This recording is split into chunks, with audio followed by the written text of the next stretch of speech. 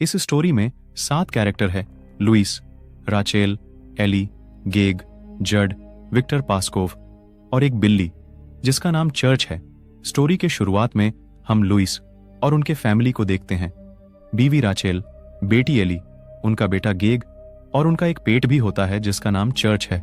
Louis और Rachel अपने बच्चों को ज्यादा टाइम देना चाहते थे, इसलिए वह लोग पुराने घर को छोड़ के शहर से थोड़ा दूर जंगलों के बीच एक नए घर में रहने आते हैं और घर में शिफ्ट होते हैं। लुइस पेशे से डॉक्टर है जो अपने काम से हॉस्पिटल जाते हैं, लेकिन इधर घर के नजदीक एली को कुछ बच्चे दिखते हैं जो अजीब से जानवरों के मांस पहन के अपने मरे हुए कुत्ते को कहीं लेके जा रहे थे। एली को जानना था कि वो बच्चे आखिर मास्क पहन के कहां गए, तो वो उन्हें देखने के लिए जंगल के रास्ते आगे जाती है और पेट सेमेट्री में पहुंच जाती है। पेट सेमेट्री यह जगह मृत जानवरों का कब्रिस्तान होता है, जहां शहर के सारे लोग अपने मरे हुए पेट्स को यहां दफना देते थे। एली को वहां बहुत सारे साइन दिखते हैं जिस पर पेट के नाम लिखे थे। फिर उसके सामने उसको एक लकड़ियों की बड़ी ऊंची दीवार दिखती है जिस पर वो चढ़ने की कोशिश करती है, लेकिन तभी वहां पर एक वृद्ध आदमी आता है जो एली को वहां चढ़ने से रोकता है और कहता है, जंगल में अकेले घूमना सही बात नहीं है। इसके बाद जड और एली एक दूसरे को अपना नाम बताते हैं और बातें करने लगते हैं, और तभी वहां राचेल आ जाती है और एली को वहां से घर लेके चली जाती है। अब रात में एली उसके पापा से पूछने लगती है कि जानवरों की इतनी जल्दी मृत्यु क्यों हो जाती है जबकि इंसान काफी टाइम तक जीते हैं, जिसके जवाब में लुइस उसको समझाता है कि एनिमल्स की मेटाबॉलिज्म कम होता है इंसानों की बदले, जिसके कारण एनिमल्स की जल्दी मौत हो जाती है। उसके बाद एली राचेल की मरी हुई बहन जेल्डा के बारे में बात करती है। जेल्डा का नाम सुन के राचेल बहुत अपसेट हो जाती है। हमें पता चलता है कि राचेल की बड़ी बहन को स्पाइनल मेनिंजाइटिस नाम की बीमारी थी, जिसकी वजह से वो चल नहीं पाती थी और काफी ज्यादा स्केरी भी दिखती थी। अब एक रात उसके पेरेंट्स घर पर नहीं होने के कारण राचेल के ऊपर जिम्मेदारी होती है जेल्डा को खाना देने की। राचेल जेल्डा से बहुत ज्यादा डरने की वजह से उसको अवॉइड करने के लिए डंपर लिफ्ट से खाना वो जेल्डा तक भेज देती हैं, लेकिन जब जेल्डा खाना लेने के लिए आती है तो उसका वेट डंपर लिफ्ट झेल नहीं पाता और वो टूट के नीचे गिर जाता है। उससे जेल्डा की वहां मौत हो जाती है और इस वजह से आज तक राचेल जेल्डा के मौत के लिए खुद को दोषी मानती है। अगले दिन लुइस के पास इमरजेंसी केस आता है। विक्टर पास्कोव नाम के लड़के का एक्सीडेंट हुआ था। लुइस उसे जिंदा रखने की बहुत कोशिश करता है, लेकिन इतनी बुरी तरह घायल होने की वजह से वह मर जाता है। उस लड़के को बचा नहीं पाने की वजह से लुइस का दिल टूट जाता है। तभी अचानक से विक्टर बेड से उठ जाता है और बोलता है, दोनों दुनिया के लोगों के बीच की दीवार टूटनी नहीं चाहिए। लेकिन तभी एक नर्स आके लुइस को बुला लेती है। अगली सुबह एली जड को कुकीज देने जाती है, जहां एली को एक औरत की फोटो दिखाई देती है।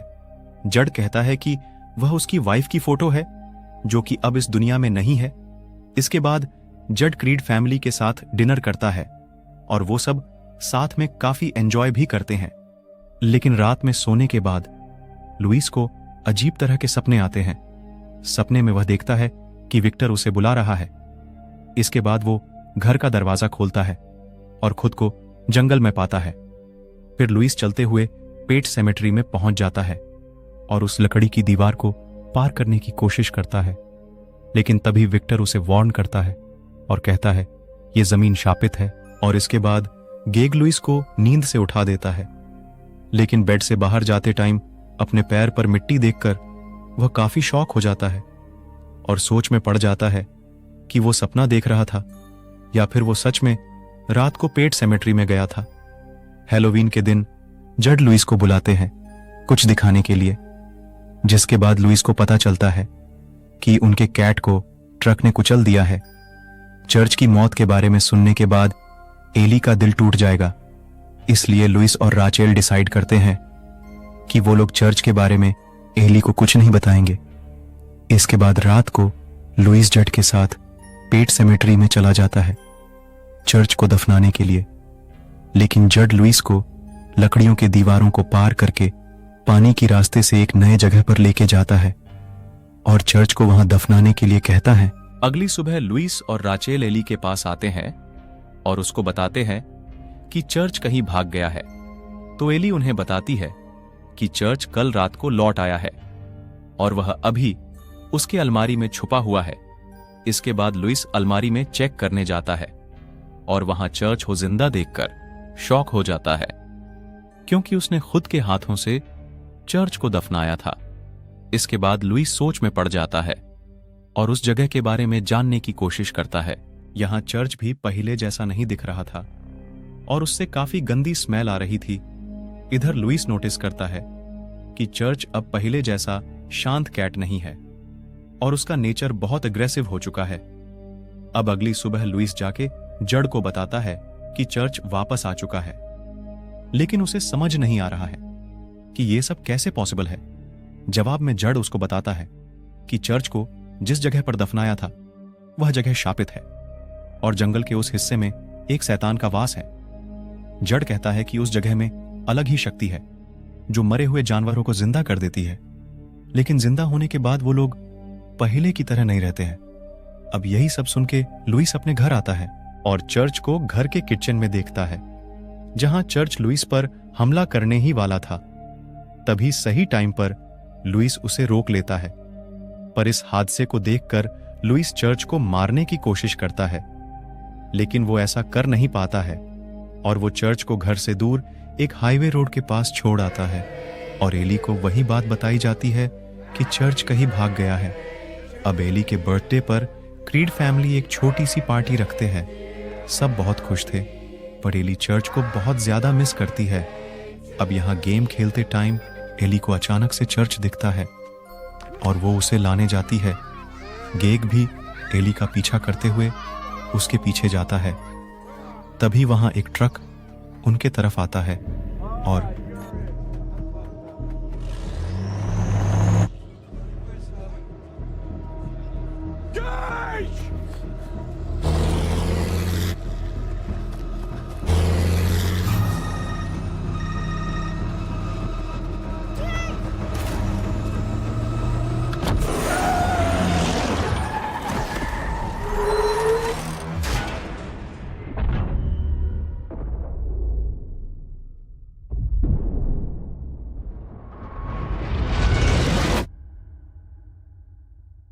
उसमें एली की मौत हो जाती है। उससे राचेल और लुइस दोनों बहुत टूट जाते हैं। एली के फिनरल के बाद राचेल गेग को लेके उसके मॉम डैड के घर रहने जाती है और लुइस उसी घर में अकेला रह जाता है। इसके बाद रात के वक्त लुइस जड के वहां जाता है और जड वहां लुइस से माफी मांगता है। कहता है कि उसने गलती कर दी कि लुइस को वहां ले जाके जड आगे कुछ बोल पाता। लुइस उसके ड्रिंक में ड्रग्स मिला देता है, जिससे जड बेहोश हो जाता है। इसके बाद लुइस पेट सेमेट्री में जाता है और एली की कब्र खोद के उसकी बॉडी को निकाल के उसी जगह पर जाके दफन करता है जहां चर्च को दफनाया था। अब कुछ घंटे बीतने के बाद एली वापस घर आ जाती है। लुइस उसकी बेटी को देखकर बहुत खुश होता है। हालांकि एली पहले की तरह बिल्कुल नहीं दिख रही थी, लेकिन उसको अपने मौत के बारे में सब याद था। लुइस एली को नहलाता है।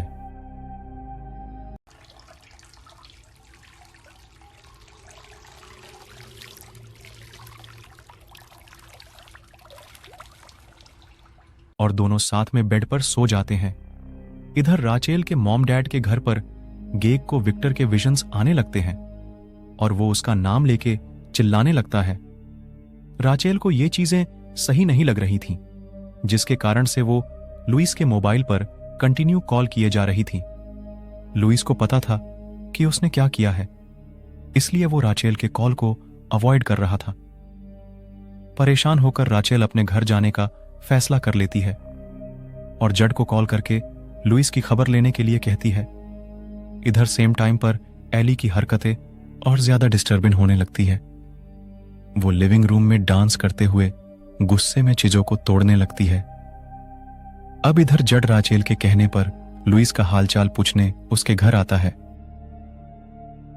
लुइस को देख के उसको शक हो जाता है और जड को अंदाजा हो जाता है कि लुइस ने क्या कर दिया है।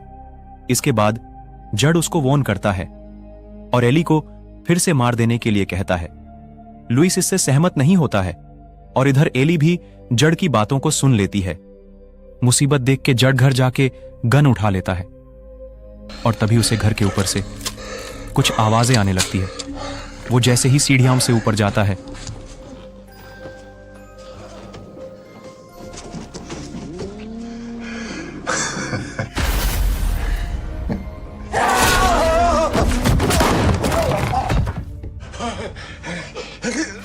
तभी अचानक से एली जड पर हमला कर देती है और अपना चेहरा मास्क में बदल के बार बार चाकू से हमला कर देती है।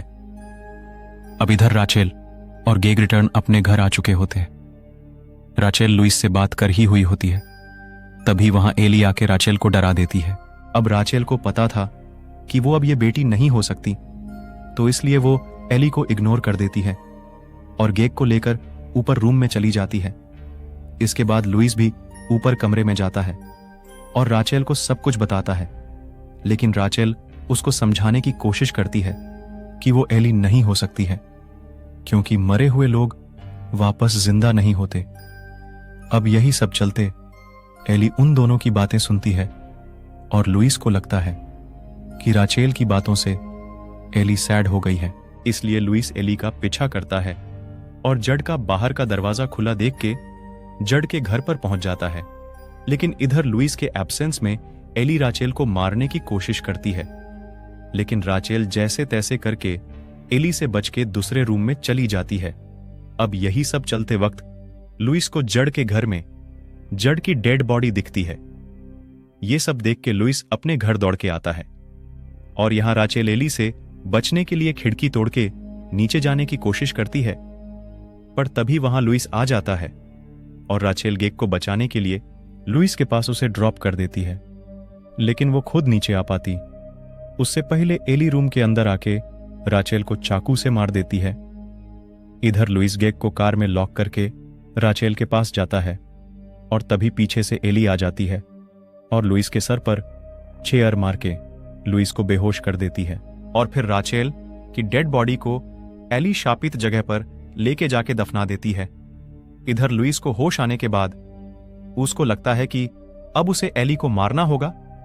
इसके बाद वो राचेल को ढूंढने के लिए पेट सेमेट्री में चला जाता है, जहां एली उस पर हमला कर देती है और दोनों में फाइट शुरू होती है। लास्ट में लुइस एली को मारने ही वाला था, तभी पीछे से राचेल आके लुइस को मार देती है, क्योंकि राचेल भी अब वो शैतानी ताकत से वापस जिंदा हो चुकी थी। इसके बाद राचेल और एली लुइस को वहीं शापित जगह पर दफना देते हैं। दूसरे दिन सुबह जड के घर को जला के वो तीनों उस कार के पास आते हैं जिसके अंदर गेग बैठा हुआ था। लुइस चलते हुए गेग के पास आता है और गेग अपने पापा को देख के कार का डोर अनलॉक कर देता है और यह स्टोरी यहां पर समाप्त हो जाती है।